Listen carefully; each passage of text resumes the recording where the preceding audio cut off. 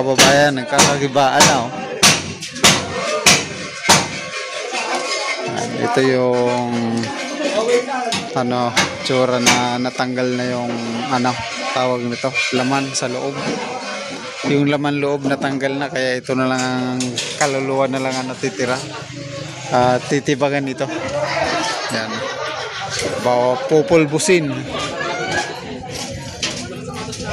So, bali ang kukunin naman yung mga kahoy lang.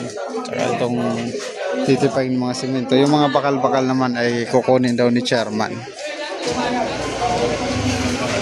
Pero yung mga kababayan, lawak ng kalsada, kinain niya yung 2 lane. Kaya ang natitira is to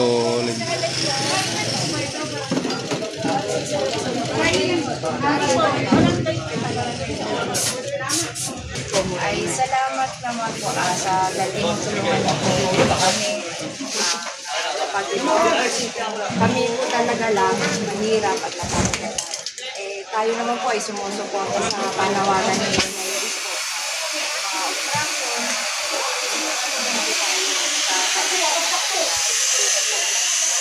Sir, tanong ko lang po, gano'n na po matagal itong barangay nakatayo nito? Mga 15 years. Matagal na rin talaga. Kasi dati po ang barangay hall is nasa gitna. Yan, dito naman po. Kaya lang po, talagang alam naman po na kami na rin po isang loob. Ang iba na rin. Dahil matagal na po talaga ito kami. Ngayon, from Newport po ang nasa ngayon na chairman. Ako na rin po. Ako na rin po ang kami po mga council po po. At pag-usapan na po namin na pag-iba po para po sa pag-usapan po namin sa mga panahon. Ay, chairman, kumusta naman po yung ano ninyo, yung cleaner drive po, yung Sabat? Ay, okay naman po. Dito kami successful lahat po. Nakikita po ang mga constituent namin kasi sila po mga council. Kasama rin po namin. Pero dito sa ano, kahit na hindi naman po may panawagan sa English po, dati pa naman po, ginagawa po namin. Tinutugunan din po namin ang kampanya namin. Barangay. Kaya, Opo, kumusta naman po yung ano, yung peace and order dahil di ba pagka yung gabi na yun, merong curfew? ay, alay po. May nahuhuli po ba? Kanina lang po, may nahuli po ulit na magnanakaw. Hanggang ngayon po, isang talent ko po nandun sa hospital po. Pinapamedical po yung nahuli po ng magnanakaw. Lahat po dito active po. Lagi po may tao po dito. Yun lang naman po yung pinagmamalaki ko. Active po lahat ng mga police.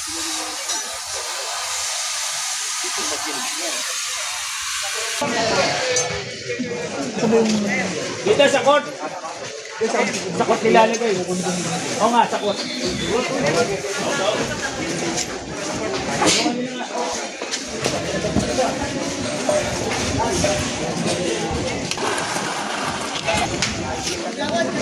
Dito, bibigay.